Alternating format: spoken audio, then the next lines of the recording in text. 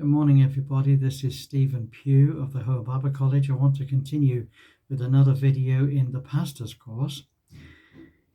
This video is number 48, and the proposition is come to an understanding of the present state of your own church. Okay? So being a pastor means to be a man of understanding. He understands his world. He understands his country, his city. He understands his village, his street, and he understands himself. But he also understands his church to an extraordinary degree. He understands people, his people. He knows their struggles. He knows their temptations and their failures. He understands how they tick. He understands their character and their personalities. He prays for everyone, one by one. He takes a very keen interest in the well-being, and therefore he understands the spiritual temperature of the individuals and of the whole church. On this basis, he is able to minister effectively to them all.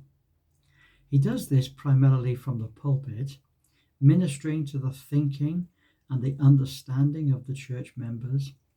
He is concerned to help them to think straight, to think biblically, to think like evangelists, pastors, and teachers. He understands his ministry. He understands the ministry of the members of the church as they grow in knowledge, but they also grow in true spirituality, and they grow in practical ministry.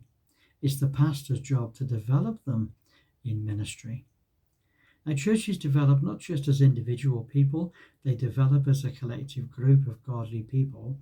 And I often think that a church is different every year, and certainly it's different every few years. People come and go, people join, and people leave, and sometimes not always in a good way. Now, the pastor's always aware of group dynamics. He might surprise some people that in church, some people never talk to other certain people.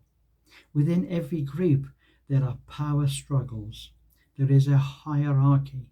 This is something that every pastor needs to understand and be able to counter the effects of power struggles that are going on. In fact, it's important for a pastor to be able to teach awareness of these things to his fellow believers. A great deal of these things emerge in church business meetings, and it is the pastor's job to chair the meeting and to enable the church to function to the best possible way in light of each other.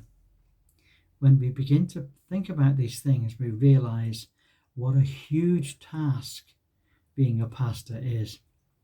Now, we have a set of questions here which are going to be very thought-provoking. Let me go through them. I'll go through them without comment, I think, but you need to listen to the video a few times and write them down, and then get on your knees and pray your way through all of these questions. Number 1, how well do you know and understand the members of your church? Can you name their struggles, their joys, their skills, their failings, their potential? How do the people of your church interact with each other? Are there people that gravitate to only certain people? Who dominates the group, and who are the followers?